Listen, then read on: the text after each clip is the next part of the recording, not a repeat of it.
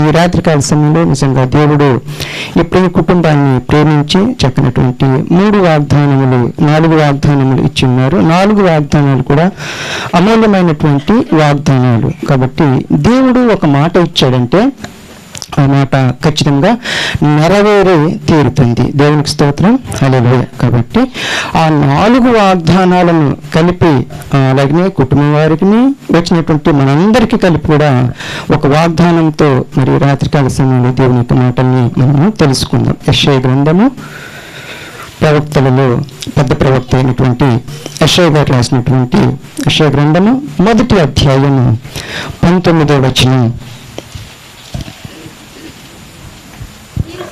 మీరు సమ్మతించి నా మాట విని ఎడల మీరు భూమి యొక్క మంచి పదార్థములు అనుభవింతురు. చాలు తల్లి, చిన్న ప్రార్థన వాక్యం గురించి. మహాగణుడు, మహాపరిశుద్ధుడు, సకలాశీర్వాదములకు కారణభూతుటువంటి మా ప్రియ పరలోకపు తండ్రి, మీ ఘనమైన శ్రేష్టమైన అతి ఉన్నతమైన ప్రశస్తమైన పుణ్యనామానికి వందనములు స్తోత్రము చెల్లిస్తూ ఉంటున్నాం. దేవా, ఈ ప్రియ కుటుంబంలో అయ్యా మరి చక్కనటువంటి వాగ్దానముల కూడికను ఏర్పాటు చేయడం జరిగింది. అందుకై మరి ప్రారంభ ప్రార్థన మొదలుకొని పాటలు పాడుచుండగా నా తండ్రి చక్కని స్వరాలు మీరు ఇచ్చారు. మీకు వందనాలు, స్తోత్రాలు. పాడినటువంటి ప్రతి ఒక్కరిని మీరు జ్ఞాపకం చేసుకున్నందుకు స్తోత్రాలు.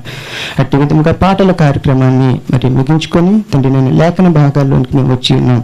చదవబడినటువంటి వాక్య భాగంలో ఏమైతే మరి అర్థం పరమార్థాలు దాగి ఉన్నాయో, నేను అల్పుడను అయోగ్యుడను, ఎన్నిక లేని వాడిని, చదువు తెలివి జ్ఞానం అంతగా లేని వాడిని, అయినప్పటికీ ప్రభా మీ పరిశుద్ధ జనాంగం మధ్యన ప్రభా అల్పుడనైనటువంటి నన్ను ఎన్నుకొని నిలబెట్టినందుకు మీకు వందనాలు, స్తోత్రాలు చెల్లిస్తూ ఉంటున్నాను. ప్రభా, నా మాటలు మరుగుపరచండి, మీ మాటలు బయలుపరచమని మీ పరిశుద్ధాత్మ ద్వారానే నాతోనూ మాతోనూ మా అందరితోనూ మాట్లాడి నన్ను మమ్మల్ని అందరూ కూడా ఆత్మీయంగా మీరు బలపరచమని సహాయాన్ని దయచేయమని మా ప్రభు అయినటువంటి యేసుక్రీస్తు నామములో అడిగి వేడుకొంచున్నాము తండ్రి, ఆమేన్. దేవునికి స్తోత్రం, హల్లెలూయా. ఈరోజు మన టాపిక్ అంటే మన అంశం ఏంటంటే దేవుని మాట వినుట.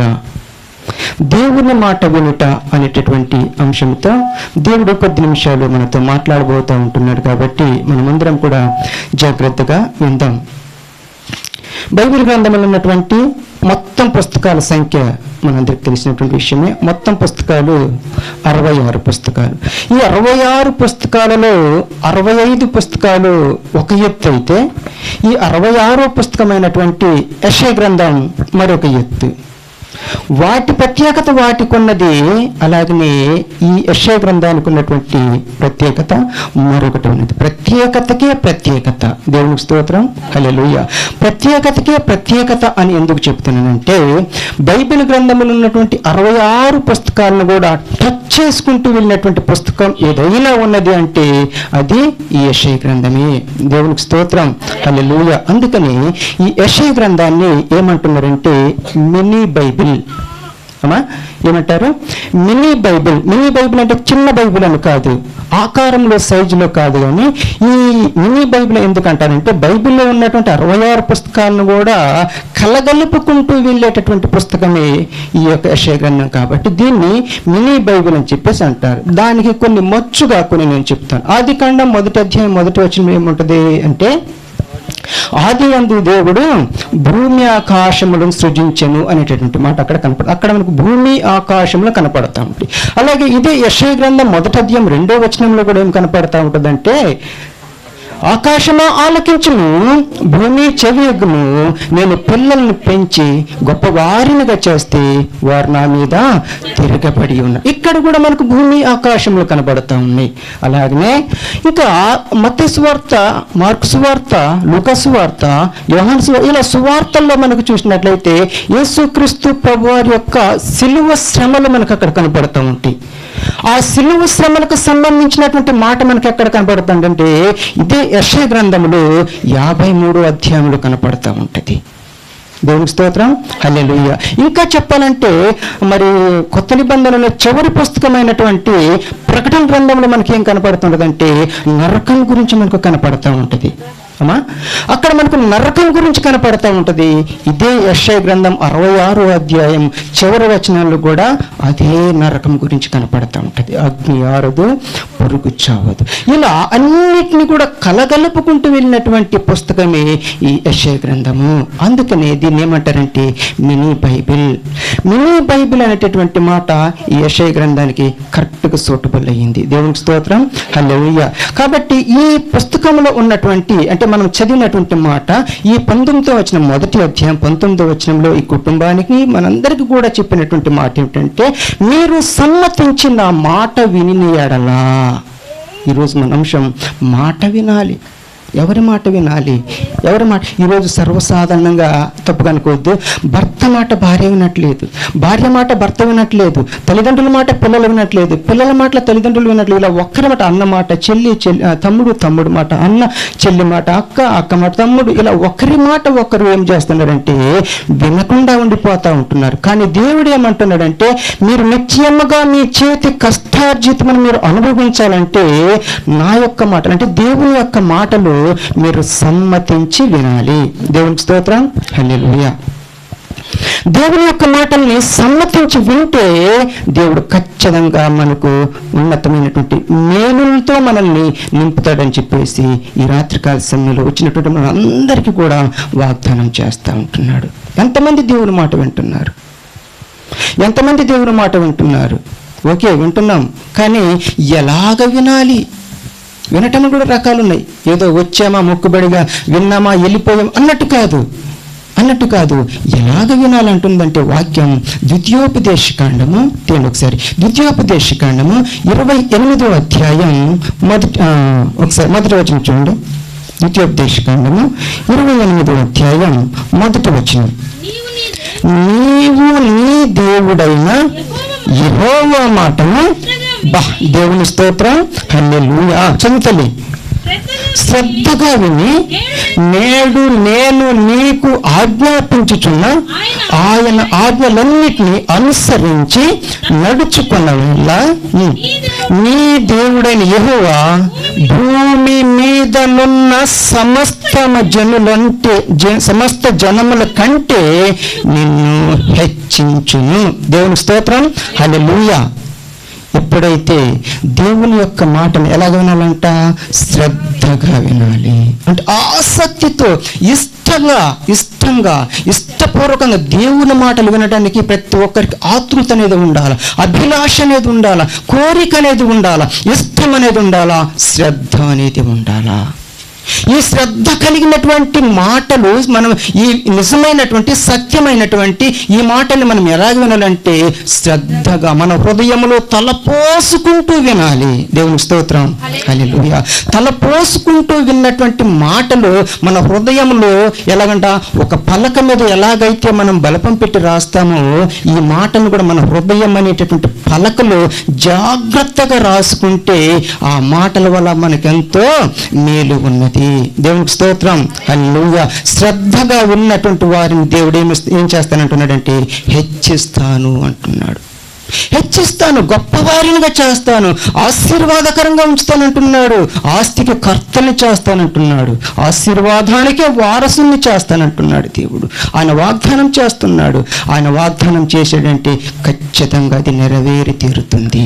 దేవునికి స్తోత్రం, హల్లెలూయా. ఆ వాగ్దానం నీకు, నాకు, మనకు, మనందరికీ కూడా నెరవేరాలంటే మనం చేయగలిగిన పనిలో ఒకటి, ఆయన యొక్క మాటను జాగ్రత్తగా శ్రద్ధగా ఆ మాటలు వినాలి. అలా వింటే దేవుడు ఖచ్చితంగా భూమి యొక్క మంచి పదార్థములు మనము అనుభవించటానికి, మన యొక్క చేతుల కష్టార్జితాన్ని మనము అనుభవించడానికి దేవుడు కృప చూపిస్తాడు. ఇందాక సహోదరి సాక్ష్యం ఒక మాట చెప్పారు, ఏమండి, కుటుంబం అంతా కూడా దేవుని సన్నిధికి రావాలి, తన భర్త మార్చబడాలని చెప్పేసి.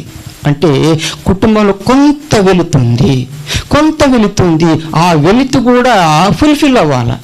ఆ వెలుతు కూడా సంపూర్తిగా నింపబడితే దేవుడు ఖచ్చితంగా ఈ కుటుంబంలో ఉన్న ప్రతి కష్టాన్ని కూడా తీసివేసి ఆశీర్వాదంలో దేవుడు నింపుతాడు. దేవునికి స్తోత్రం, హల్లెలూయా. కాబట్టి కుటుంబం అంతా కూడా, ఇంటిని ఆది కూడా దేవుని యొక్క మాటల్ని శ్రద్ధగా వింటే దేవుడి కుటుంబాన్ని అంచెలంచెలుగా క్రమక్రమంగా ఏం చేస్తానంటున్నాడంటే హెచ్చిస్తాను అంటున్నాడు. అలాగే బైబిల్ గ్రంథంలో దేవుని మాట విని హెచ్చించబడినటువంటి వారు ఎవరైనా ఉన్నారా? బైబిల్ గ్రంథంలో దేవుని యొక్క మాటలు విని హెచ్చింపబడినటువంటి వారు ఎవరైనా ఉన్నారా అంటే ఉన్నారు. అలాంటి వారిలో మచ్చుకు ఒక ఇద్దరు ముగ్గురు మనం తెలుసుకుందాం. దేవుని మాటలు విని ఏమంటే హెచ్చించబడినటువంటి వారిలో ఒక ఇద్దరు ముగ్గురు మనం తెలుసుకుందాం. ఆదికాండము 12వ అధ్యాయం, ఆదికాండము 12వ అధ్యాయం 1వ వచనం. యెహోవా నీవు లేచి నీ దేశము నుండి నీ బంధువుల యొద్ద నుండి నీ తండ్రి ఇంటి నుండి బయలుదేరి నేను నీకు చూపించు దేశమునకు వెళ్ళుము. చలి నిన్ను గొప్ప జనముగా చేసి నిన్ను ఆశీర్వదించి నీ నామమును గొప్ప చేయుదును. దేవునికి స్తోత్రం, హల్లెలూయా. ఇక్కడ ఎవరున్నారు ఈ అధ్యాయంలో? ఈ మొదటి వచనంలో మనకి ఎవరు కనపడుతున్నారంటే అబ్రాము. ఎవరు తల్లి? అబ్రహాము కాదు, అబ్రాము అంతే. అప్పటికి దేవుడు అంటే ఎవరో తెలియదు. కొన్ని బహుగ్రంథాలలో మనకు కనపడుతున్నటువంటి మాట ఏమిటంటే, మన బైబిల్ పరంగా కొన్ని గ్రంథాలు కొన్ని పుస్తకాల్లో ఈయన ఎవరు అని చెప్పేసి మనకు బయలుపరచబడుతుందంటే, ఈయన తండ్రి అయినటువంటి ఎవరు? తెరాహు. ఈయన తండ్రి అయినటువంటి తెరాహు ఏం చేస్తున్నాడంటే విగ్రహములను తయారు చేసేటటువంటి వాడు అని చెప్పేసి కొన్ని పుస్తకాలలో తెలియపరిచినట్టుగా మనకు కనపడతా ఉంటుంది. ఆ పుస్తకాలు చెప్పినటువంటి మాట ప్రకారంగా ఆయన విగ్రహాలను తయారు చేసుకొని ఆ విగ్రహాలను అమ్మేవాడు అనేటటువంటి మాట బైబిల్ గ్రంథంలో కాదు, కొన్ని పుస్తకాలు మనకు అక్కడ కనపడతా ఉంది. అంటే ఇప్పుడు ఆ లెక్క ప్రకారంగా కూడా చూసినట్లయితే విగ్రహాలు తయారు చేసుకుంటూ విగ్రహాల వ్యాపారం చేసేటటువంటి కుటుంబంలో పుట్టినటువంటి ఈ అబ్రాము కూడా ఏం చేస్తున్నాడంటే ఒకానొక రోజు దేవుని స్వరాన్ని వింటున్నాడు. దేవునికి స్తోత్రం, హల్లెలూయా. దేవుని మాటను వింటున్నాడు. ఏ విధంగా అంటే దేవుని యొక్క స్వరం ఈ విధంగా వినపడతా ఉంది. అప్పటికి దేవుడు అంటే ఎవరో తెలియదు, దేవుడు ఎలాగుంటాడో తెలియదు, దేవుని గురించి అసలు మచ్చుకు కూడా కొంచెం కూడా తెలిసి ఉండకపోవచ్చు. కాబట్టి ఆయన ఏం చేస్తున్నాడంటే ఒక స్వరము అబ్రాముకు వినపడి ఈ విధంగా మాట్లాడుతూ ఉంది. ఏమండి? అబ్రాము అని పిలిచి నీ దేశము నుండి నీ బంధువుల యొద్ద నుండి నీ తల్లిదండ్రుల యొద్ద నుండి వారిని విడిచిపెట్టేసి నేను చూపించు దేశానికి వెళ్ళు అనేటటువంటి మాటను ఒక స్వరం ఆయన విన్నాడు, అబ్రాము విన్నాడు. అరే ఇదేదో ఈ స్వరము గంభీరంగా ఉంది, ఈ స్వరము మాధుర్యంగా ఉంది, ఈ స్వరం ఏదో వినసొంపుగా ఉన్నది. నేను ఇప్పటి వరకు ఎన్నో రకాలైన స్వరాలు విన్నాను, ఎన్నో రకాలైనటువంటి మాటలు విన్నాను, ఏ ఒక్క మాటలో కూడా ఇటువంటి మాధుర్యం అనేటటువంటి విధి విధానం నాకు కనపడలేదే. ఇది ఎవరిదో గొప్పవాని స్వరం అయి ఉంటుంది. దేవునికి స్తోత్రం, హల్లెలూయా. ఇది ఎవరిదో నిజంగా గొప్పవాని స్వరం అయి ఉంటుంది అని చెప్పేసి, సరే ఇంత గొప్పవాని స్వరం ఏమని నాకు వినపడదంటే దేశం నుండి బంధువుల యొద్ద నుండి తల్లిదండ్రుల నుండి నేను ఆయన చెప్పేటటువంటి దేశానికి వెళ్ళమని చెప్తున్నాడు. కాబట్టి సరే ఆయన మాట విందాం అని చెప్పేసి మొదటగా ఆయన ఏమనుకున్నాడంటే నా తల్లిదండ్రుల నుండి కొంత దూరం వెళ్దామని చెప్పేసి అనుకున్నాడు. ఎలాగా? ఒకవేళ నా తల్లిదండ్రుల దగ్గర నుంచి నేను ఎక్కడికి వెళ్దాం అనుకున్నాడంటే సరే తల్లిదండ్రులను విడిచిపెట్టిన బంధువుల దగ్గరికి వెళ్ళొచ్చు అనేటటువంటి ఒక ఆశ, ఒక ఆలోచన ఆయనకు వచ్చి ఉన్నది. బంధువుల దగ్గర ఉండి ఒక వారానికో లేకపోతే ఒక 10 రోజులకో ఒక నెలకు మళ్ళా తల్లిదండ్రులను చూడవచ్చు అనేటటువంటి ఆలోచనతో బంధువుల దగ్గరికి వెళ్ళాడు. బంధువుల దగ్గరికి వెళ్దాం అనుకున్నాడు. బంధువుల దగ్గరికి వెళ్దాం అనుకునేటటువంటి లోపలనే నీ బంధువులను కూడా విడిచిపెట్టమన్నాడు దేవుడు. అరే తల్లిదండ్రులను విడిచిపెట్టమన్నాడు. సరే బంధువుల దగ్గర ఉందాం అనుకుంటే బంధువులు కూడా విడిచిపెట్టమన్నాడు. సర్లే బంధువులు విడిచిపెట్టిన తర్వాత ఏదో పక్క గ్రామానికో పక్క ఊరికో పక్క మండలానికో పక్క రాష్ట్రానికో పక్క జిల్లాకో వెళ్దామని చెప్పేసి అనుకున్నాడు. చివరికి దేవుడు ఏమన్నాడు తెలుసా? మండలాన్ని కాదు, జిల్లాని కాదు, రాష్ట్రాన్ని కాదు, ఏం విడిచిపెట్టమన్నాడు? దేశాన్ని విడిచిపెట్టమన్నాడు. ఇది నిజంగా సాధ్యమేనంటారా? ఆయన ఎవరో తెలియదు, ఏమండి, ముక్కు ముఖం తెలియనటువంటి మాట ఈయన వినాలనుకున్నాడు, కానీ ఈయన సర్వాన్ని సమస్తాన్ని విడిచిపెట్టమన్నాడు. ఓకే, విడిచిపెట్ట అందుబాటులో ఉంటే ఏదో ఒక సమయంలో చూడొచ్చులే, ఏదో ఒక విధంగా చూడొచ్చు అని చెప్పేసి అనుకున్నాడు. కానీ తల్లిదండ్రులను విడిచిపెట్టి, ఏమంటే బంధువులను విడిచిపెట్టి చివరికి దేశము కాని దేశానికి వెళ్ళిపోమన్నాడు. అలాగ వెళితే నేనేం చేస్తానంటున్నాడు, గొప్ప జనముగా ఆశీర్వాదవంతునిగా నేను చేస్తానని చెప్పేసి అన్నాడు. దేవునికి స్తోత్రం, హల్లెలూయా. ఆయన ముందు వెనక ఆలోచించలే. ఆయన ముందు వెనక ఆలోచించకుండా ఏదైతే అది అని చెప్పేసి ఆయన ఏం చేశాడు తెలుసా, దేవుని మాట వినటం ప్రారంభించాడు. దేవుని మాట వినటం 12వ అధ్యాయంలోనే ప్రారంభించాడు. కానీ తన ప్రయాణం కొనసాగిస్తూనే ఒకే ఒక్క అధ్యాయంలోనే, ఏమండి 12 నుండి 13వ అధ్యాయానికి వెళ్ళే లోపలనే 12 నుండి 13వ అధ్యాయానికి వెళ్ళే లోపలనే ఆయన ఆస్తి అంతా ఏమండి కొడుకు వరుస అయినటువంటి లోతుతో కలిసి నివసించలేనంత విస్తారముగా దేవుడు అబ్రాహామును హెచ్చించాడు. దేవునికి స్తోత్రం, హల్లెలూయా. ఎంత గొప్ప సంగతి అండి, ఎంత గొప్ప సంగతి. ఏమండి 13వ అధ్యాయంలో కనపడతా ఉంటుంది కదా మనకు అది. ఏమండి 4, 5, 6 వచనంలో చూసినట్లయితే, లేకపోతే 5, 6 వచనంలో చదవండి ఒకసారి. అబ్రాముతో కూడా వెళ్ళిన లోతునకు గొర్రెలను గొడ్లు గుడారములు ఉండెను గనుక వారు కలిసి నివసించుటకు ఆ ప్రదేశమే ఏమండి కలిసి నివసించలేనంతగా అబ్రాహామును దేవుడు హెచ్చించాడు. దేవునికి స్తోత్రం, హల్లెలూయా. దీనికి కారణం ఏంటో తెలుసా తల్లి? దీనికి కారణం ఏంటో తెలుసా? దేవుని యొక్క మాటను శ్రద్ధగా విన్నాడు. ఈరోజు దేవుడు నిన్ను అది అడుగుతున్నాడు, నువ్వు ఎలాగ వింటున్నావు? దేవుని మాటను నువ్వు శ్రద్ధగా వింటున్నావా, అశ్రద్ధగా వింటున్నావా?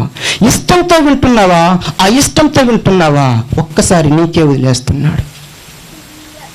దేవుని మాట నువ్వు జాగ్రత్తగా, శ్రద్ధగా, ఇష్టపూర్వకంగా వింటే దేవుడు ఏం చేస్తానంటే హెచ్చిస్తాను గొప్పవారిగా, గొప్ప జనాంగంగా, అంతేకాకుండా ఆశీర్వాదానికి నేను వారసుని చేస్తానని చెప్పేసి అంటున్నాడు.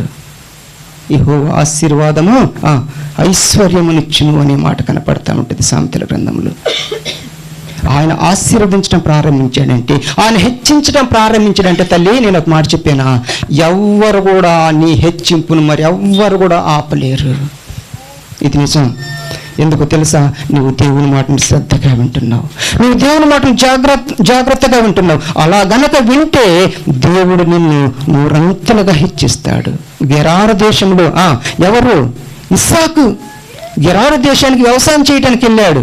కానీ దేవుని మాట చొప్పున అక్కడికి వెళ్ళి ఆయన వ్యవసాయం చేస్తే ఏమండి క్రమక్రమంగా ఆయన్ని నూరంతలుగా హెచ్చించాడు దేవుడు. దేవునికి స్తోత్రం, హల్లెలూయా. నిన్ను కూడా అలాగే హెచ్చిస్తాడు. దేవునికి స్తోత్రం, హల్లెలూయా. నిన్ను కూడా అలాగే హెచ్చిస్తాడు. కారణం ఏంటి తెలుసా? నువ్వు దేవుని మాట వింటున్నావు. నువ్వు దేవుని మాట వింటే ఖచ్చితంగా నూరంతలుగా హెచ్చిస్తాడు. నీ హెచ్చింపు ఎలాగుంటో తెలుసా? నీ ఇరుగు పొరుగు వారికి నీ మీద అసూయపడే రీతిగా నేను హెచ్చిస్తాడు. నీకు మాట చెప్పానా? వారి నోటి నుంచి బయటకు వచ్చేది అసూయ, గాని నీ దగ్గరికి వచ్చేది దేవుని యొక్క ఆశీర్వాదమే. దేవుని స్తోత్రం, హల్లెలూయా. వారి నోటి నుండి వచ్చేటటువంటి అసూయను కూడా దేవుడు నీకు ఆశీర్వాదాలుగా మారుస్తాడు. కారణం దేవుని మాట నువ్వు వింటున్నావు. అబ్రహాము విన్నాడు, అబ్రహాముగా మార్చబడ్డాడు, విశ్వాసులకు తండ్రి అయ్యాడు. దేవుని స్తోత్రం, హల్లెలూయా.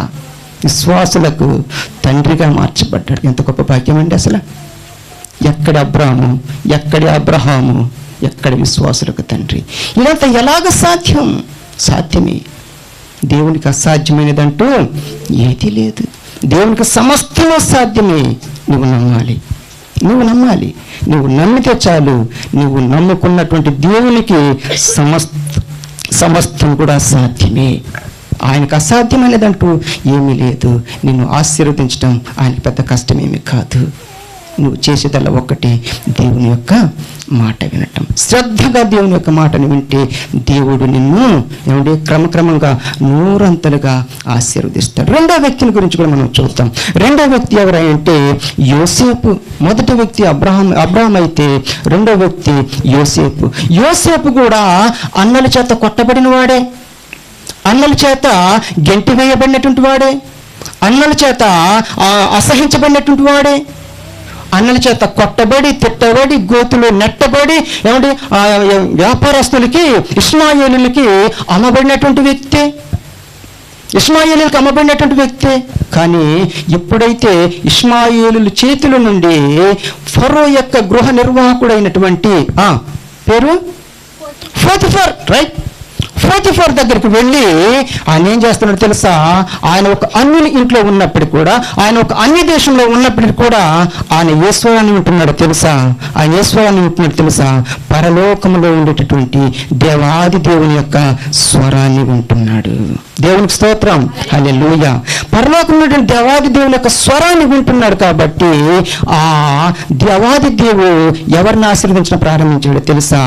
ఇస్సాకును బట్టి, ఇస్సాకును బట్టి ఆ ఫరో యొక్క గృహ నిర్వాహకుడైనటువంటి పోతిఫర్ ఇంటిని ఆశీర్వదించడం ప్రారంభించాడు.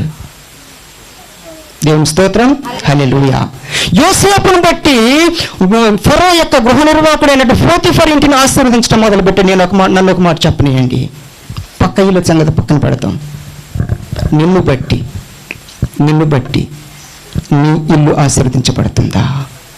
క్వశ్చన్ మార్క్, ప్రశ్నార్థకమైనటువంటి మాట. నిన్ను బట్టి నీ ఇల్లు ఆశీర్వదించబడుతుందా? యోసేపును బట్టి పోతిఫర్ ఇల్లు ఆశీర్వదించబడ్డది, కానీ నిన్ను బట్టి నీ ఇల్లు ఆశీర్వదించబడుతుందా? యాకోబును బట్టి లాబాను ఇల్లు ఎలాగైతే ఆశీర్వదించబడదు, యోసేపును బట్టి పోతిఫర్ ఇల్లు ఎలాగైతే ఆశీర్వదించబడదు, కనీసం నిన్ను బట్టి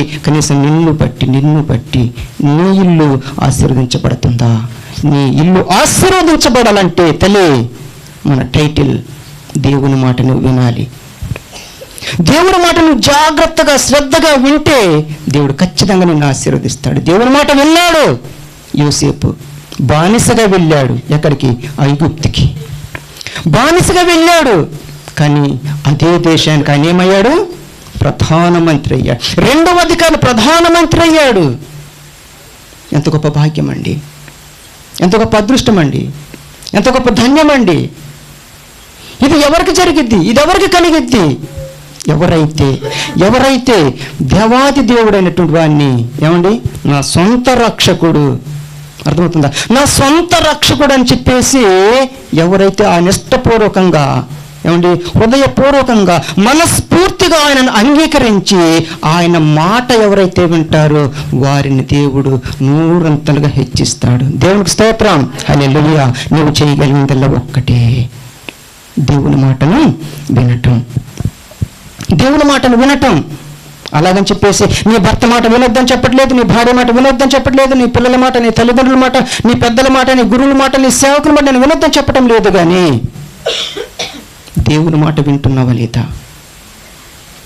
దేవుని మాట వింటున్నావా లేదా? విన్నారు వీళ్ళు హెచ్చింపబడ్డారు.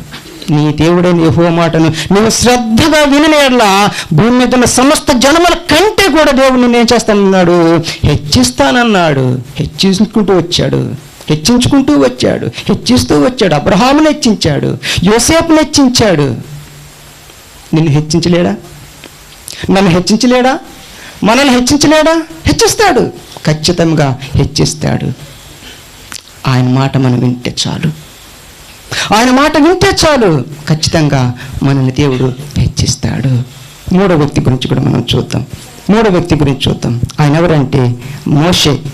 ఈ యోసేపు గురించి మనకి ఎక్కడ కనపడుతుంటే రిఫరెన్స్ కూడా చెప్తా. ఆదికాండం 39వ అధ్యాయంలో కనపడుతూ ఉంటుంది. ఆదికాండం 39వ అధ్యాయం మీరు ఇంటికి వెళ్ళి చదువుకోండి.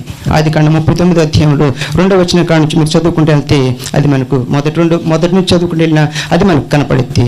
తర్వాత మోషే మోషే గురించి నిర్గమకాండం 4వ అధ్యాయం 10-11 వచనాల్లో మనకి ఈ విధంగా కనపడతా ఉంటుంది. 4వ అధ్యాయం 10 నుంచి 12 వచనాల వరకు 3 వచనాల్లో ఈ విధంగా కనపడతా ఉంటుంది. ఏమంటే మీరింటికి వెళ్ళి చదువుకుంటే తల్లి నేను చెబుతాను. అక్కడ ఏమని ఉంటుందంటే, దేవుడైనటువంటి యెహోవా, తండ్రి అయినటువంటి దేవుడు మోషేను ఒక నాయకునిగా చూడాలి, ఒక ప్రవక్తగా చూడాలి అని చెప్పేసి ఆయనను ఎన్నుకొని ఆయన ఏర్పాటు చేసుకొని ఆయన ఎక్కడికి పంపించాలనుకున్నాడంటే, దేవుని ప్రజలైనటువంటి ఇశ్రాయేలీలు అన్య దేశమైనటువంటి ఐగుప్తు దేశంలో ఎన్ని సంవత్సరాలు 40 ఓకే, నేనంటాను 430 సంవత్సరాలు అని చెప్పేసి నేను అంటాను. దేవునికి స్తోత్రం, హల్లెలూయా. ఐగుప్తు దేశంలో 430 సంవత్సరాలు బానిసలుగా ఉన్నటువంటి ఇశ్రాయేలుని మోషే ద్వారా విడిపించాలని చెప్పేసి దేవుడు మోషేని ఏర్పాటు చేస్తే మోషే తప్పించుకోవాలని చాకులు చెప్తా ఉంటున్నాడు. అయ్యా, నేను నోటి మాధ్యం కరవాడినయ్యా, అయ్యా నేను నత్తివాడినయ్యా, అయ్యా నాకు అంతగా మాట్లాడటం చేత కదయ్యా. అక్కడ ఫరో సామాన్యుడు కాదు, ఆయన గొప్ప యుద్ధ నేర్పరి, ఆయన నేను జయించలేను అని చెప్పేసి ఈయన తప్పించుకోవాలని చూస్తా ఉంటే దేవుడు ఏమన్నాడు తెలుసా? మోషే, నేను చెప్పిన మాట విను, నా మాట విను, నా మాట వింటే నిన్ను గొప్పవానిగా చేస్తానన్నాడు, గొప్పవానిగా చేస్తానన్నాడు. సరే, దేవుని మాట విందామని చెప్పేసి వెళ్ళాడు. తన అక్క, తన అన్న, తను కలిసి వెళ్ళారు. అక్కడికి వెళ్ళిన తర్వాత అక్కడ ఫరోని ఎదిరించడం అంటే మామూలు విషయం కాదు, ఫరోని ఢీకొట్టి నిలబడాలంటే మామూలు విషయం కాదు. కానీ ఈయన నాకు మాట్లాడటం చేత కదన్నాడు, నేను నత్తివాడిని అన్నాను, నేను సరిగ్గా నిలబడలేనన్నాడు, నాకు భయం అన్నాడు, నాకు అధైర్యం అన్నాడు. కానీ అలాంటి వ్యక్తి కూడా ఎవరి మాట నమ్మి వెళ్ళాడు? దేవుని మాట నమ్మి వెళ్ళాడు. దేవుని మాట విని అక్కడికి వెళ్ళాడు. మరి ఆయన లొంగాలంటే, అంత బలశాలి కూడా లొంగాలంటే, అంత బలవంతుడు కూడా లొంగాలి, భయపడాలంటే దేవుడు మోషే ద్వారా కొన్ని కార్యాలు చేయాలి. అక్కడ ఆయన చేసినటువంటి కార్యం ఏంటో తెలుసా? రకపేయి పదవమి చీతో అనేటటువంటి కార్యాలు చేశాడు. ఇదే భాష అంటారా? రకపేయి పదవమి చీతో అంటే ఇవేంటి? ఆ ఐగుప్తు దేశంలో వచ్చినటువంటి తెగుళ్ళు, 10 తెగుళ్ళు. ఆ తెగుళ్ళలో మొదటి అక్షరాన్ని నేను చెప్పుకుంటూ వచ్చా. రక్క పే ఈ ప ద వ ని చి తో. తెలుగులాగే ఉందిలే కానీ కదా, ఏమండి? రా అంటే రక్తం, నీళ్లను రక్తంగా మార్చాడు. ఏమండి? నీళ్లను రక్తంగా మార్చాడు. కప్పలు, ఏమండి? కప్పలు, పేలు, ఈగలు, ఏమండి? తర్వాత పశువులు, దద్దుర్లు, వడగళ్ళు, మిడతలు, చీకటి, తొలిచూలు పిల్లలు. వీటి ద్వారా దేవుడు గొప్ప అక్కడ ఏమంటే అద్భుతమైనటువంటి కార్యాలు చేసినప్పుడు అంత ధైర్యవంతుడైనటువంటి, అంత బలవంతుడైనటువంటి ఫరో కూడా కడకడలాడిపోయాడు. దేవుని స్తోత్రం, హల్లెలూయా. ఇదంతా మోషేకి ఎలాగ సాధ్యం? ఇది ఎలాగ సాధ్యమైందంటే ఒక్క దేవుని మాట వినటం ద్వారానే. మోషేకు ఇంత గొప్ప భాగ్యాన్ని దేవుడిచ్చాడు. దేవునికి స్తోత్రం, హల్లెలూయా. ఆయన నాకు మాట్లాడటం చేత కాదన్నాడు, కానీ 6 లక్షల కాల్బలాన్ని కూడా నడిపించగలిగినటువంటి నాయకుడు అయ్యాడు మోషే. దేవునికి స్తోత్రం, హల్లెలూయా. ఆయన నాయకుడే కాదు, ఇశ్రాయేలుకి ప్రవక్తగా మార్చబడ్డాడు మోషే. దేవునికి స్తోత్రం, హల్లెలూయా. ఏమండి? నువ్వు అనుకోవచ్చు, అయ్యా అయ్యగారు నిలబడి పాట పాడమంటారు, అయ్యగారు నాకు నా స్వరం బాగలేదండి, నేను పాడలేనండి, నా స్వరం బాగోదండి, నాకు చేత కాదండి అని చెప్పేసి అంటున్నావేమో. ఒక్కసారి దేవుణ్ణి అడుగు, ప్రభువా నాకు కూడా నిలబడి పాట పాడాలనుంది, నేను కూడా మోకరించి ప్రార్థన చేయాలని ఉంది అని దేవుడు అడిగితే, దేవుడు ఖచ్చితంగా నిన్ను మోషేను వాడుకున్నట్టుగా నోటి మాధ్యం గల మోషేను కూడా ఒక నాయకుడిని ఎలాగైతే చేశాడు, ప్రార్థన చేయటం చేతగా అన్నటువంటి నిన్ను, పాటలు పాడటంలో రానటువంటి నిన్ను కూడా ఏమండి నీ గాత్రాన్ని, నీ స్వరాన్ని ఆయన ముట్టి మృదువుగా మార్చగలడు దేవుడు. దేవునికి స్తోత్రం, హల్లెలూయా.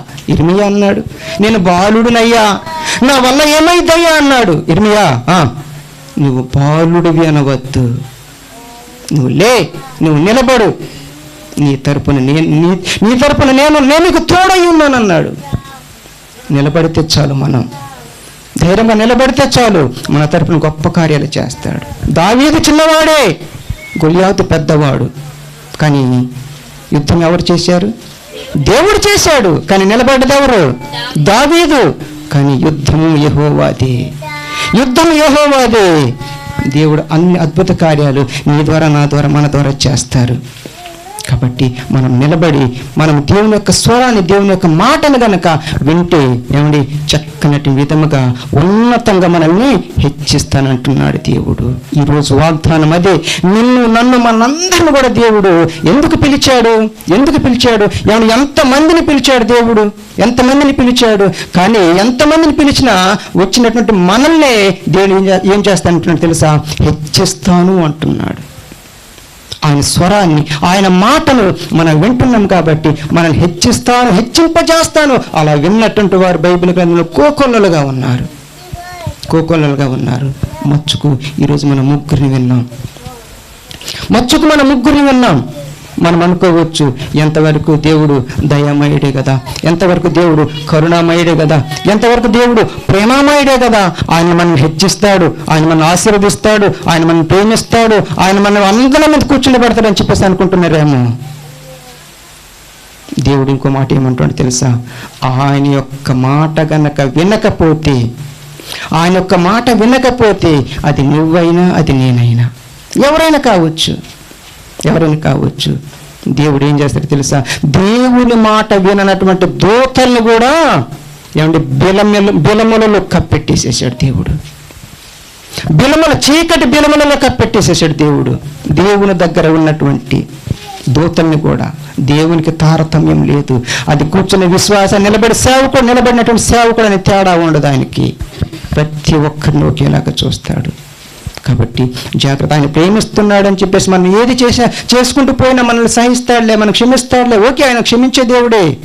కానీ సహనానికి కూడా ఏముంటుంది? ఒక హద్దు అనేది ఉంటుంది. కాబట్టి జాగ్రత్త.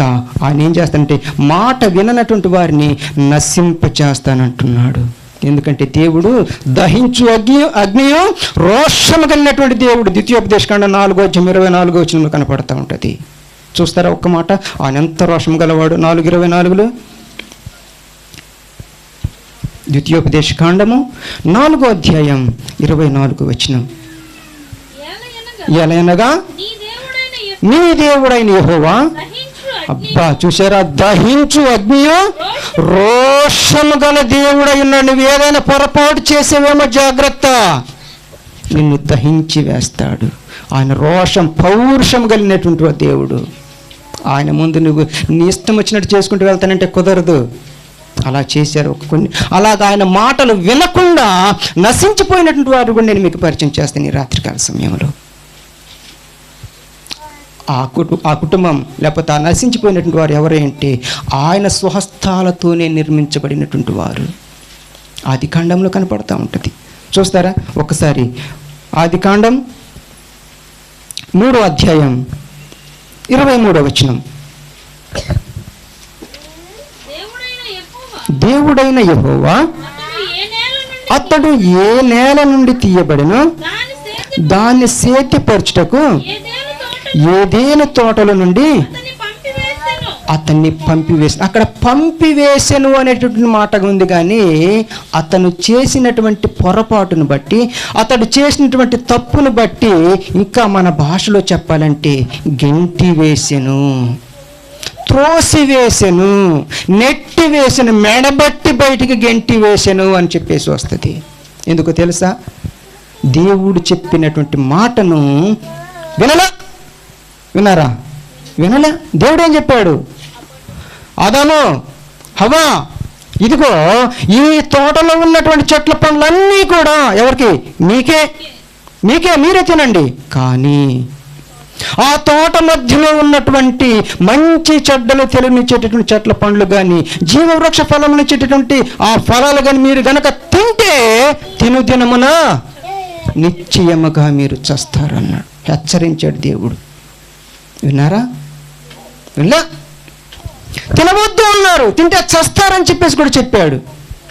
కానీ వారి మధ్యలో చెప్పుడు మాటలు చెప్పేటటువంటి వారు కొంతమంది వస్తారు. జాగ్రత్త తల్లే, నీవు దేవుని చేత నీవు ఆశీర్వదించబడుతున్నప్పుడు, దేవుని చేత హెచ్చింపబడుతున్నప్పుడు నిన్ను పాడు చేయటానికి, నిన్ను దేవునికి దూరం చేయటానికి, నీ ఆత్మీయమైనటువంటి జీవితానికి భంగం కలిగించడానికి కొంతమంది నీతోనే ఉంటారు, నిన్ను పడేయటానికి. పాపం వారి తప్పేం లేదు, వారిలోనికి దురాత్ముడు ప్రవేశించి నీ ఆత్మీయమైనటువంటి జీవితానికి ఏం కలిగిస్తాడంటే భంగం కలిగిస్తాడు. జాగ్రత్త, భంగం కలిగిస్తాడు. జాగ్రత్త. అలాగనే సాతానుడు, దుష్టుడైనటువంటి సాతానుడు ఎలాగొచ్చాడు తెలుసా? ఒక సర్పములోనికి ప్రవేశించి ఇది నిజమా? Question mark. ఇది నిజమా? ఆ చెట్లు పండ్లు తింటే మీకు ఏమి కాదు, కానీ మీరు దేవతల వల్ల అయిపోతారని చెప్పేసరికి వీరికి ఆశ పుట్టింది. అవ్వమ్మకు ఆశ పుట్టింది. అందుకే స్త్రీలను ఏమన్నారు తెలుసా? ఏ ఘటాలు? బలహీనమైనటువంటి ఘటాలు. జాగ్రత్త, జాగ్రత్త. ఏది పడితే అది నమ్మకండి, ఏది పడితే అది నమ్మకండి. ఎవరు పడితే వారు చెప్పిన దాన్ని మీరు ఇదే నిజమని చెప్పేసి నమ్మకండి. బయట ఆల్రెడీ చాలా మోసాలు ఇలాగే చెప్పుడు మాటలకి బలైపోయినటువంటి ఆడకూతురులు ఎంతోమంది ఉన్నారు. జాగ్రత్త. అది నిజమా, అది కాదా, అది కరెక్టా, అది తప్పు అని చెప్పేసి మీరు జాగ్రత్తగా పరిశీలించి గనక చూస్తే అది తప్ప ఒప్ప, అది నిజమా అబద్ధమా మీకు అర్థమైద్ది. కానీ పాపం గుడ్డిగా నమ్మేశారు. అపవాది మాటలు. తినవద్దన్నటువంటి పండు తిన్నారు. దేవుని మాట వినకుండా తినవద్దన్నటువంటి పండు తినటం వల్ల వారు పాపంలో పడిపోయారు. దేవుడు పరిశుద్ధుడై ఉన్నాడు, వారు పాపములో ప్రవేశించారు. పరిశుద్ధునికి పాపంలో ఉన్నటువంటి వారికి సాంగత్యం పొంతన లేదు. అందుకని పరిశుద్ధమైనటువంటి దేవుని తోటగా పిలువబడుతున్నటువంటి ఆ ఏదేను తోటల నుండి దేవుడు ఏం చేశాడు తెలుసా? అవ్వ ఆదాములను గెంటి వేశాడు. తల్లి అదే పంపివేశాడు, గెంటి వేశాడు, నెట్టి వేశాడు, త్రోసి వేసేసాడు. కారణం దేవుని మాట వినకపోవటమే. విన్నంత వరకు కూడా వారి ముఖానికి చెమట పట్టలేదు, విన్నంత వరకు కూడా వారికి కాయ కష్టం చేసేటువంటి పని కలగలేదు వాళ్ళకి. సంవత్సరం అంతా తినుకుంటూ బ్రతికారు. ప్రతి చెట్టు సంవత్సరం అంతా కాయగలిగినటువంటి, కాపు కలిగినటువంటి, కాయలు ఇచ్చేటటువంటి చెట్లు అక్కడ ఉన్నప్పుడు వారు కష్టపడాల్సిన అవసరం లేకుండా అయిపోయింది. ఎప్పుడైతే దేవుని మాటను వినకుండా తూలనాడారో వారు ఏమైపోయారు తెలుసా?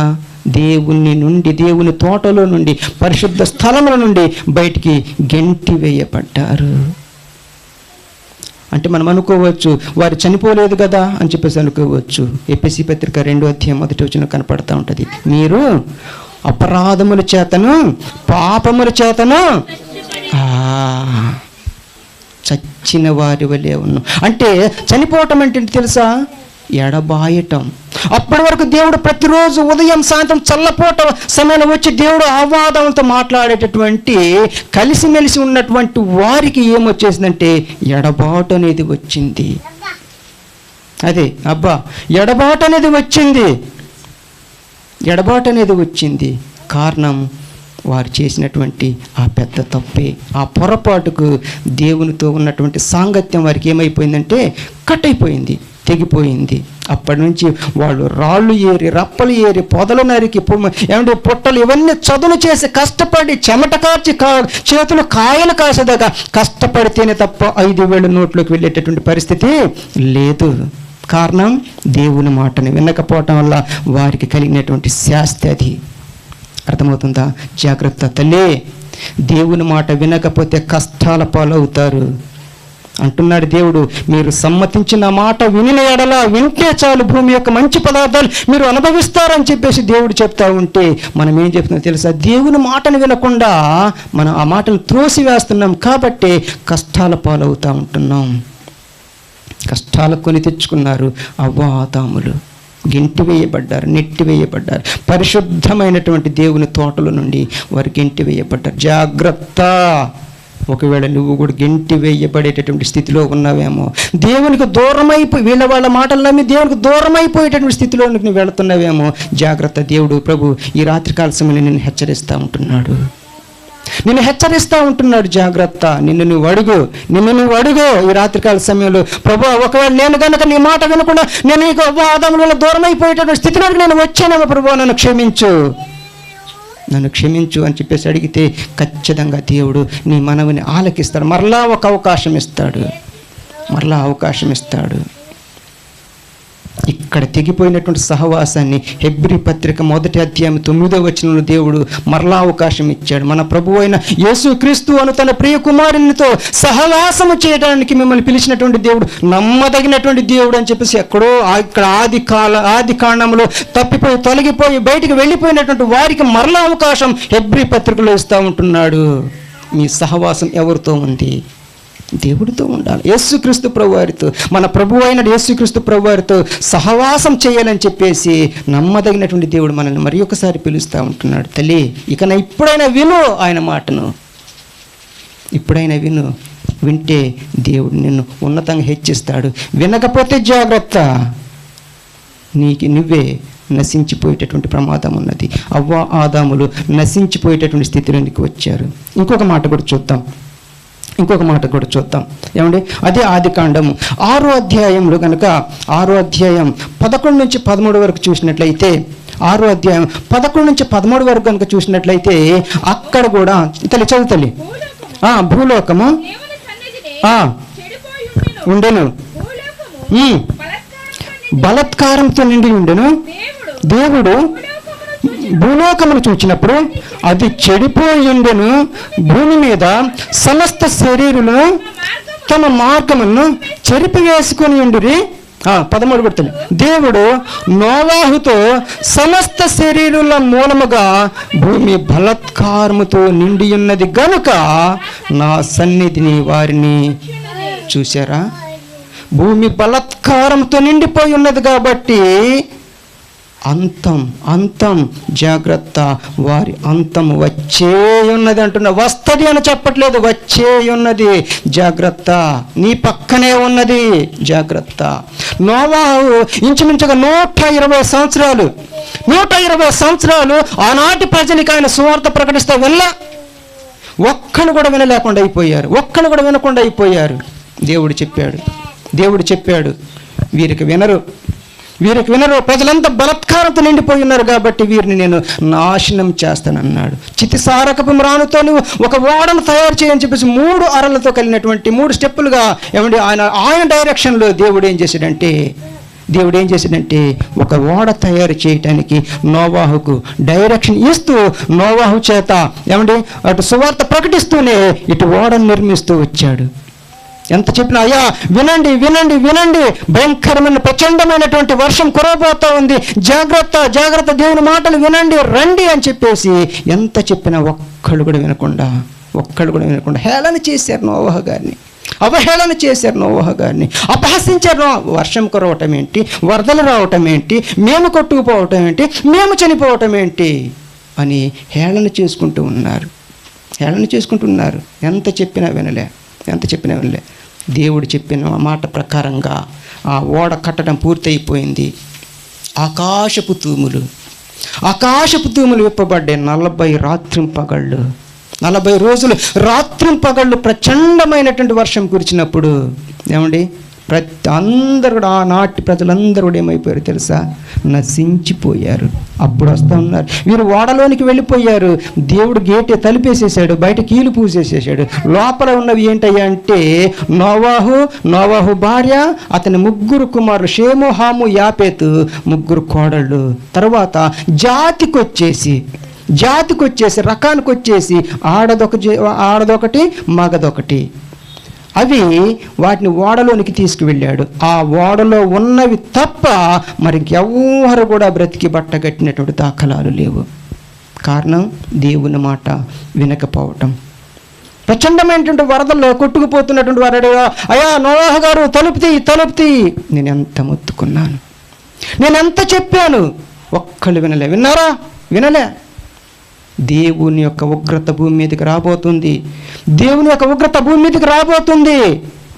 విన్నారా? వినలే. ఎప్పుడు చెప్తున్నారు కూడా, ఇప్పటికి చెప్తున్నారు. అనేక మంది సేవకులు స్వరాలు గొంతు విప్పి మరి కేకలు వేసి మరి చెప్తా ఉంటున్నారు.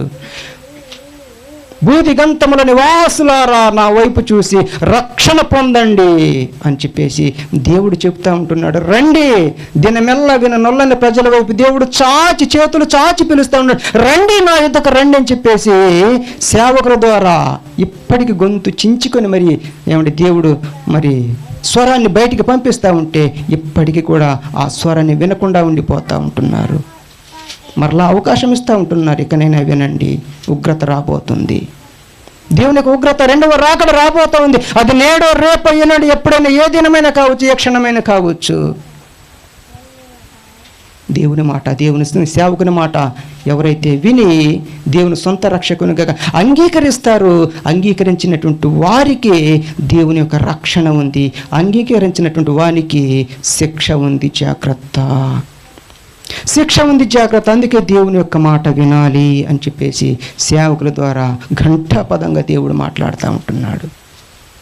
వినలేదు, ఒక్కళ్ళు కూడా వినలేదు. అందరు కూడా తుడిచిపెట్టుకుపోయారు. ఆ 8 మంది తప్ప, ఓడలో ఉన్నటువంటి 8 మంది తప్ప మరి ఎవ్వరు కూడా బ్రతికి బట్టగట్టిన దాఖలాలు లేవు. ఆ 8 మంది విన్నారు, వారు బ్రతకగలిగారు.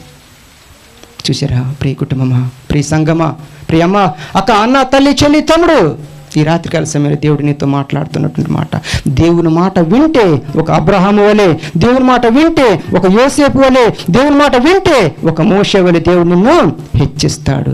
వినకపోయారు, అవ్వ ఆదాముల వలె, ఏమండి, ఈ యొక్క నోవాహు కాలంలో ఉన్నటువంటి ప్రజల వల్లే నశించిపోతారు, నాశనం అయిపోతారు. జాగ్రత్త, జాగ్రత్త. ఇకనైనా దేవుని మాటను వినటానికి ఆయత్తపడండి. ఇకనైనా దేవుని మాటలు వినటానికి ఆతృతపడండి. ఇకనైనా దేవుని మాటలు వినటానికి ఏమండి ఆశ కలిగి ఉండాలి అని చెప్పేసి దేవుని సేవకునిగా, దేవునికి ప్రతినిధిగా నేను రాత్రి కలిసి మీకు తెలియపరుస్తూ ఉంటున్నాను. అలాగే దేవుని మాట వినకుండా పోయినటువంటి వారిలో కూడా ఇంకా లోతు భార్య కూడా అదే ఉంది. సొదొమ గొమొర్రా పట్టణంలో భయంకరమైన ప్రచండమైనటువంటి అగ్ని గంధకములు కురిసేటటువంటి సమయంలో దేవుడు చెప్పాడు, నువ్వు ఎట్టి పరిస్థితుల్లో కూడా వెనుతిరిగి చూడవద్దు, వెనుతిరిగి చూడవద్దు. లోకం వైపు, లోకాశల వైపు నువ్వు చూడవద్దు. లోకంలో ఉన్నదంటే శరీరాశ, నేత్రాశ, జీవపడంబం మాత్రమే. నువ్వు దాని వైపు చూడవద్దు, నా వైపు చూడమన్నాడు దేవుడు. దేవుని వైపు చూసినంత వరకు కూడా పరిగెత్తగలిగింది. కానీ దేవుని వైపు చూడకుండా వెనక్కి తిరిగి లోకాశల వైపు, లోకం వైపు తిరిగి చూసింది. ఏమైపోయింది తల్లి? ఉప్పు స్తంభమైపోయింది, నశించిపోయింది. జాగ్రత్త. ఏ స్థితిలో ఉన్నావు? ఏ స్థితిలో ఉన్నావు? జాగ్రత్త. నీ జీవితం సరిదిద్దబడాలంటే స్తుతించటం నేర్చుకో. నీ జీవితం బాగుపడాలంటే ప్రార్థించటం నేర్చుకో. నువ్వు దేవునికి దగ్గరగా ఉండాలంటే వాక్యం వినటం, చదవటం నేర్చుకో. స్తుతి నీ స్థితిని మారుస్తుంది, ప్రార్థన నీ జీవితాన్ని మారుస్తుంది, నీ పరిస్థితిని మారుస్తుంది. వాక్యం నీ నడక, నీ నడత, నీ జీవితాన్ని కూడా మారుస్తుంది. దేవునికి స్తోత్రం, హల్లెలూయా. నీ జీవితం మార్చబడాలంటే ఇదిగో ఇదే మంచి అవకాశం. దేవుని మాటలు విను, దేవుని మాటలు విను. వింటే దేవుని మాటలు వినినటువంటి వాడు తన ఇల్లు ఎక్కడ కట్టుకుంటాడంట? ఒక బుద్ధిమంతుడు ఎలాగైతే ఒక బండ మీద ఎలాగైతే తన ఇంటిని కట్టుకుంటాడు, ఏమండి, దేవుని మాటలు విన్నటువంటి వారు కూడా అట్టి విధమైనటువంటి బుద్ధిమంతుని పోలి ఉంటారు. మత్తయి సువార్త 7వ అధ్యాయంలో కనపడుతుంటుంది. 14 వచనం అనుకుంటా. ఒకసారి చూస్తారు, ముగించుకుందాం.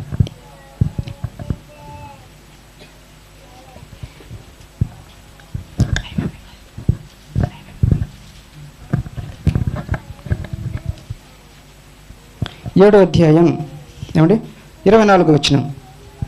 కాబట్టి ఈ నా మాటలు విని, అదిగో ఈ నా మాటలు విని వాటి చొప్పున చేయు ప్రతివాడు, కాబట్టి ఈ నా మాటలు విని వాటి చొప్పున చేయు ప్రతివాడు కూడా బండ మీద తన ఇల్లు కట్టుకొనిన బుద్ధిమంతుని పోలియుండును. దేవునికి స్తోత్రం, హల్లెలూయా. ఒక బుద్ధిమంతుని వలెనే ఉండాలా, ఒక బుద్ధిగల కన్యక వలె నువ్వు ఉండాలా, ఒక బండ మీద ఇల్లు కట్టగలిగినటువంటి బుద్ధిమంతుని పోలి నువ్వు ఉండాలా. అలాగ ఉంటే గనక దేవుడు ఖచ్చితంగా నేను హెచ్చిస్తాడు. చిన్న ఉపమానం చెప్పేసి, వాగ్దానాలు కూడిక కాబట్టి చిన్న ఉపమానం చెప్పేసేసి నేను ఈ రాత్రి కాల ప్రసంగాన్ని ముగిస్తాను. ఆయన ఒక వ్యాపారి. వ్యాపారం చేసుకుంటూ ఒకరోజు ఆయన ఏం చేశాడంటే 4 రోడ్ల కూడల మధ్యలో ఒక జంక్షన్ కాడ 4 రోడ్ల కూడల మధ్యలో కొన్ని తెల్ల పేపర్ల మీద కొన్ని పదాలు, కొన్ని మాటలు రాసి ఆయన కవర్లో పెట్టి ఆ బస్ స్టాండ్ దగ్గర 4 రోడ్ల కూడల కాడ ఈ విధంగా అమ్ముతూ ఉంటున్నాడు. ఆ మాటల్ని ఎలాగ అమ్ముతున్నాడంటే, ఏమండి ఇదిగో కవర్ని అక్కడ పెట్టేసి ఆ సెంటర్లో పెట్టేసి 100 రూపాయల మాట అండోయ్, 100 రూపాయల మాట, 100 రూపాయల మాట అండోయ్, 100 రూపాయల మాట అని చెప్పేసి ఆయన అరిసి కేకలేసి దాన్ని అమ్ముతూ ఉంటే అటుగా ఆ వ్యాపారి పక్క గుండా ఎవరు వెళ్ళారంటే ఒక రైతు వెళ్ళాడు, ఒక వ్యవసాయదారుడు అక్కడికి వెళ్ళాడు. వ్యవసాయదారుడు అక్కడికి వెళ్ళేసి ఆ విలువైనట్లు 100 రూపాయలు పెట్టి ఈయన మాటలు అమ్ముతున్నాడంటే ఇవి ఖచ్చితంగా విలువైనవి, వీటి ద్వారా ఖచ్చితంగా ఉపయోగం ఉంటుంది అని చెప్పేసి ఆయన ఏం చేసినట్టే 100 రూపాయలు పెట్టి ఒక కవర్ తీసుకొని ఆయన అక్కడే చదవకుండా ఆయన వెళ్ళిన పని చూసుకొని ఆ కవర్ జేబులో పెట్టుకొని ఆ వెళ్ళిన పని ఆయన చూసుకొని ఇంటికి వచ్చాడు. ఇంటికి వచ్చేసరికి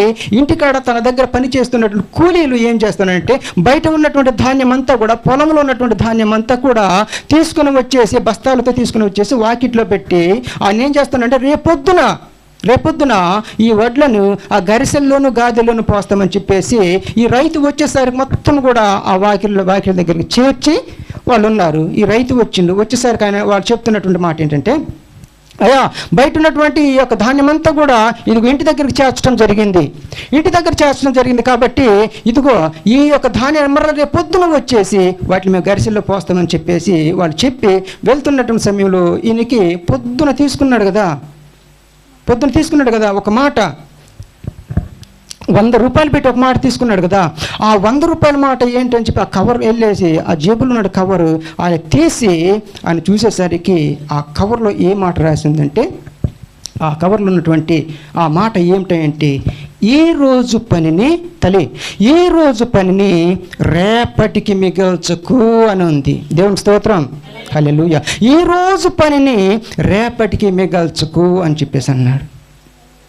దీని గురించి ఒక వ్యక్తి కూడా మనందరికి తెలిసినటువంటి వ్యక్తి, మోహన్ దాస్ కరమ్చంద్ తెలుసా ఆయన? అబ్బా, గాంధీ గారు, మోహన్ దాస్ కరమ్చంద్ గాంధీ ఆయన అన్నాడు, ఏమండి ఇదిగో రేపొద్దున చేద్దాం అనుకున్నటువంటి పని ఏదైతే ఉందో మీరు రేపటి దాకా ఆగవద్దు, దాన్ని ఈరోజే చెయ్యండి అన్నాడు. ఈరోజు చేద్దాం అనుకున్న పని ఏదైతే ఉందో దాన్ని ఇప్పుడే చేయండి అన్నాడు. దేవుని స్తోత్రం, హల్లెలూయా. రేపొద్దున ఏదైనా పని చేద్దాం అనుకుంటే అది రేపు కాదు చేసేది, అది ఈ రోజే చేయండి. ఈ రోజు చేద్దాం అనుకున్నటువంటి పనిని దాన్ని ఇప్పుడే చేయండి అని చెప్పేసి మోహన్ దాస్ కరమ్చంద్ గాంధీ, మన జాతిపిత మహాత్మా గాంధీ ఆ మాట అన్నాడు.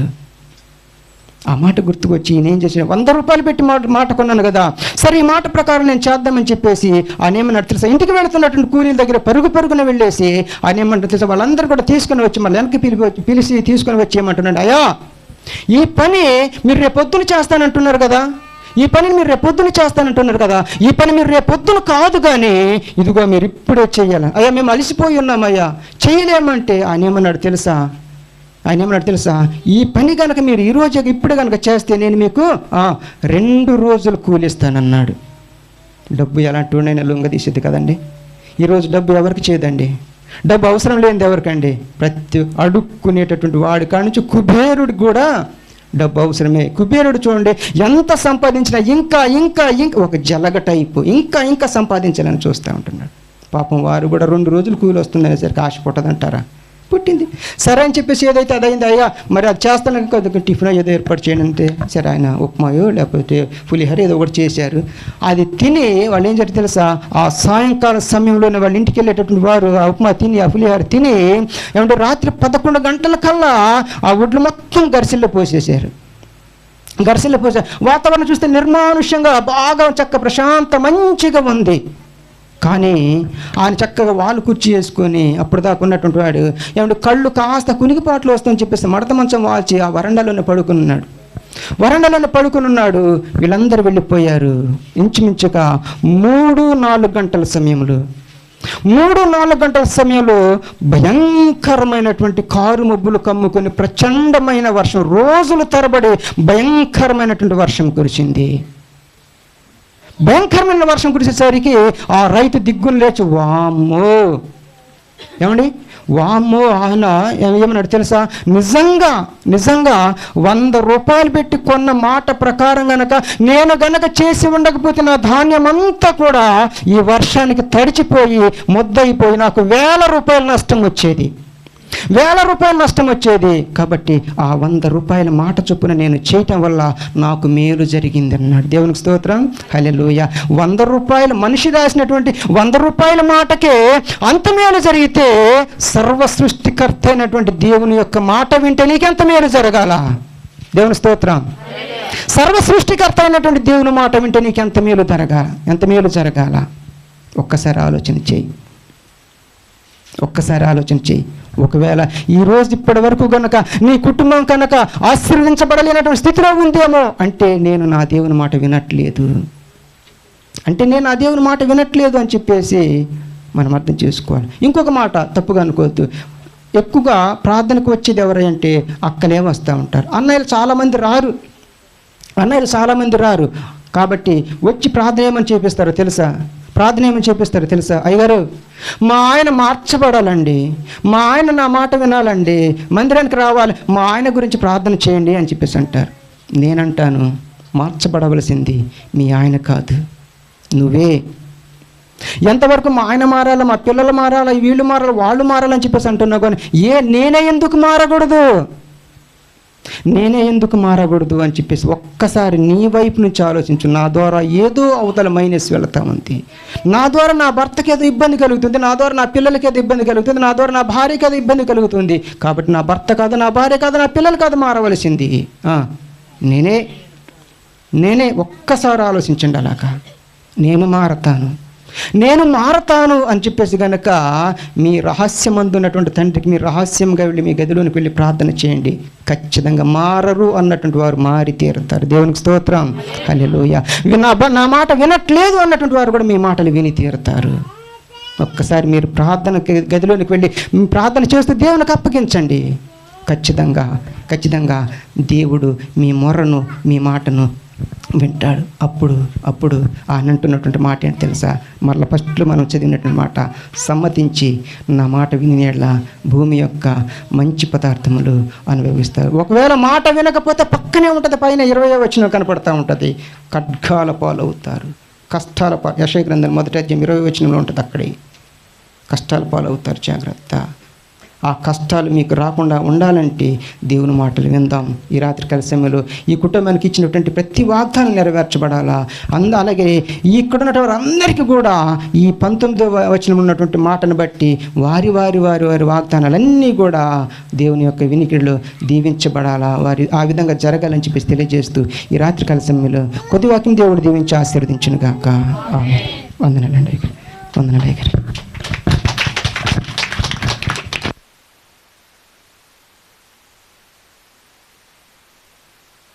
దేవునికి స్తోత్రం, హల్లెలూయా.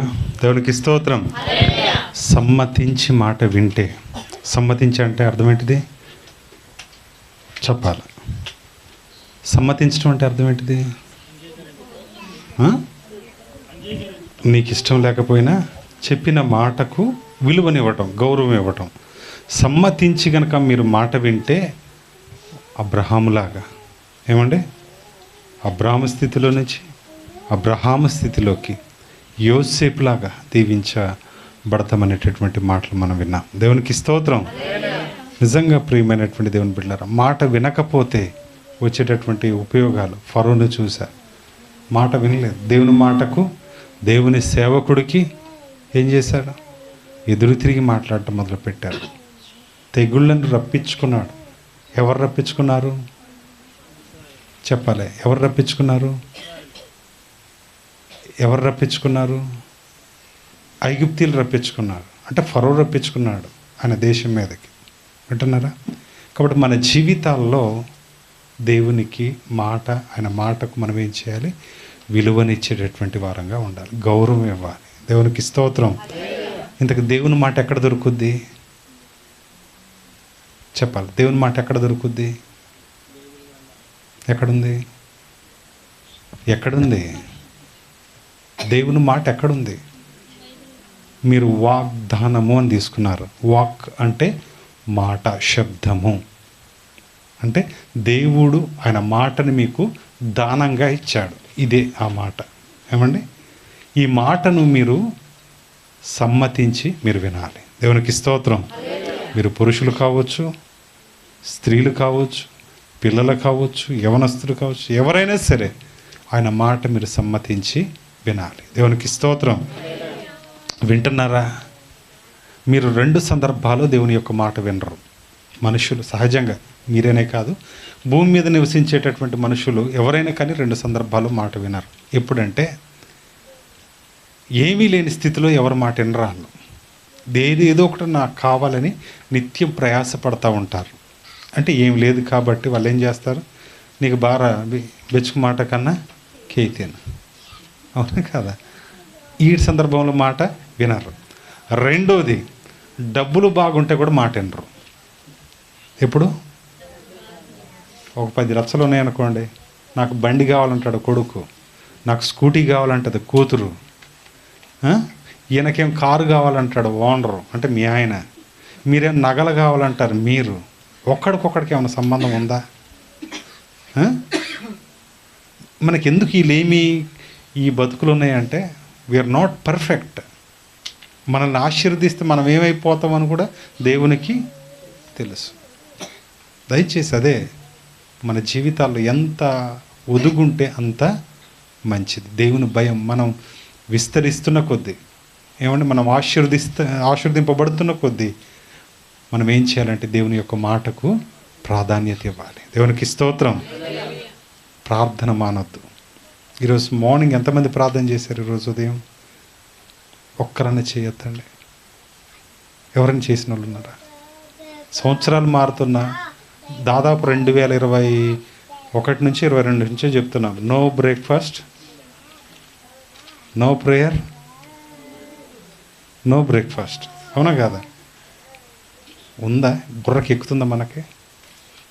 వింటున్నారా? ఏమండి, మనం వినము. అది మన పరిస్థితి. ఎంతమంది వాక్యం చదివాము ఈరోజు ఉదయాన్నే? 2. ఇట్లొద్దు. దయచేసి మీరు ఆయనతో మాట్లాడాలి. ఏమండి, మీరు ఆయనతో సహవాసం చేయాలి. ప్రతిరోజు మీరు ప్రార్థన చేయాలి. మీరు ఎవరైనా కావచ్చు, మీ పిల్లలకి మీరు నేర్పించాలి. మీరే ప్రార్థన చేయకపోతే మారని భర్త ఎట్లవుతాడు? మన మందిరం ఆయన రక్షింపబడాలన్నయ్య ప్రార్థన చేయండి. ఏం రక్షింపబడతాడు? నువ్వే సరిగా లేవాయ్, నువ్వే సరిగా రావాయ్, నువ్వే మోకరించి ప్రార్థన చేయవాయ్. ఎవరు నన్న స్టోరీని అడగండి, మీ ఇంట్లో మీ ఆవిడ ప్రార్థన చేయదు. హేడయ్య గారు సీరియల్ 8 గంటల నుంచి 9:30 వరకు లేగదని చెప్పాడు ఒక ఆయన నాతోటి. అంత ఇది ఉంటే మీరు ఎట్లా? దయచేసి మీరు మారాలి. ఫస్ట్ మీరు మారాలి, మీ తత్వం మారాలి. మిమ్మల్ని చూసి మీ ఆయన, మిమ్మల్ని చూసి మీ పిల్లలు పాడైపోతున్నారు. మీరు ప్రార్థనా పరులైతే మిమ్మల్ని చూసి మీ ఆయన, మిమ్మల్ని చూసి మీ పిల్లలు బాగుపడతారు. వింటున్నారా? బాగు పెట్టాలన్నా మీరే చెప్పాలా? పాడు చేయాలన్నా చెప్పాలా? ఎవరు? మీరే. ఒక ఆమె తల్లి ఇంట్లో వంట చేయటం మానేసిందట. ఏది? ఫోను టీవీ ఇదే పని. పిల్లలకి ఏం కావాలన్నా, ఎరా నూడిల్స్ తింటావా పో, ఫ్రైడ్ రైస్ తింటావా పో, బజ్జీలు తింటావా పో అని వాళ్ళ నాన్న డబ్బులు తేయటం, ఇవేం చేయటం, కొట్ల కాడికి పంపటం. ఆ వచ్చిన రాత్రికి ఆయన కూడా కొంచెం ఫ్రైడ్ రైస్ ఏదో ఉంటే ఆయన తిని ఆయన పడుకోవటం. ఇది పరిస్థితి. కొన్నాటికి తిని 2 సంవత్సరాల్లో వాళ్ళకి అతి దారుణమైనటువంటి అనారోగ్యాలు కలిగినాయి. ఎవరు రప్పించారు? ఎవరు దీనికి కారణం? ఎవరు? తల్లి కాదా? కాబట్టి దయచేసి స్త్రీలైనటువంటి మీరు, కుటుంబాన్ని మంచి నడిపించేటటువంటి నాయకులు మీరు, ఏమండి? కాబట్టి మీరు మార్చబడాలి. మీరు దేవుని సన్నిధానంలో దేవునికి లోబడాలి. దేవునికి స్తోత్రం. వింటున్నారా? వాళ్ళు దేవుని మాట వినాలంటే మీరేం చేయాలి? మీరు దేవుని మాట వినాలి ఫస్ట్. వింటున్నారా? మీరు దేవుని మాట వింటూ ఏం చేయాలి? అప్పుడు ప్రార్థన చేయాలి. దేవునికి స్తోత్రం. దేవునికి స్తోత్రం. కాబట్టి దేవుని మాట వినకుండా ఆశీర్వాదం అనేది ఎంత మంచి వాగ్దానమైన మీ జీవితంలో రానియండి. ఇది బారి నా జీవితాత నెరవేరు బారి ನಿಮ್ಮ దేవుని మాట క్యాన్సర్ లేదు. కాబట్టి దయచేసి వినటం నేర్చుకోండి. ఎదురు తిరిగి చెప్పడం మానేయండి. పెద్ద కళ్ళు చూడటం తగ్గియండి. మూతి తిప్పుకోవడం చెప్పాలా? తగ్గియండి. ఊరికి గొడవ అయితే చాలు అట్టా చూస్తూ ఉంటారు. ఏదో కుల్లబొడి చెట్టులాగా భయపెట్టి బతకండి దయచేసి. అమ్మా మీకే ప్రేమతో గెలవండి ఎవరినైనా, కోపంతో కాదు, పగతో కాదు. దేవునికి స్తోత్రం. కాబట్టి మీరు మాట వినటం శ్రేష్టం, ముఖ్యం. వింటున్నారా? కాబట్టి మీరు మాట వినాలి. ఎవరి మాట? దేవుని మాట వినండి. రెండోది ఎవరి మాట? సేవకుడు మాట, వాక్యం మాట వినండి. మూడోది ఎవరి మాట? సంఘం మాట. నాలుగోది ఎవరి మాట? కుటుంబ యజమాని మాట వినండి. దేవునికి స్తోత్రం. హల్లెలూయా. ఆయన చర్చికి రాడు కాబట్టి ఆయన మాట నేను విన్నయ్య గారు అంటానికి లేదు. వినాలా? చర్చికి వచ్చినా వినాలా, రాకపోయినా నువ్వు వినాలి, లోబడాలి. దేవునికి స్తోత్రం. హల్లెలూయా. కాబట్టి మరి కుటుంబం కూడా అట్టి రీతిగా గొప్పగా దీవించబడాలని, మరి వాగ్దాన జీవితం వారి జీవితాల్లో నెరవేర్చబడాలని కోరుకుంటూ చాలా చక్కటి మాటలు మనకు తెలియజేస్తాం. ఒకసారి చప్పట్లు కొడదాం అయ్య గారికి. కాబట్టి వారి కొరకు ప్రార్థన చేయండి. వారి పరిచర్యల కొరకు, వారి కుటుంబం కొరకు దేవుడు వారిని, వారి కుటుంబాన్ని దీవించులాగిన మీ అనుదిన ప్రార్థనలో జ్ఞాపకం ఉంచండి. దేవునికి స్తోత్రం.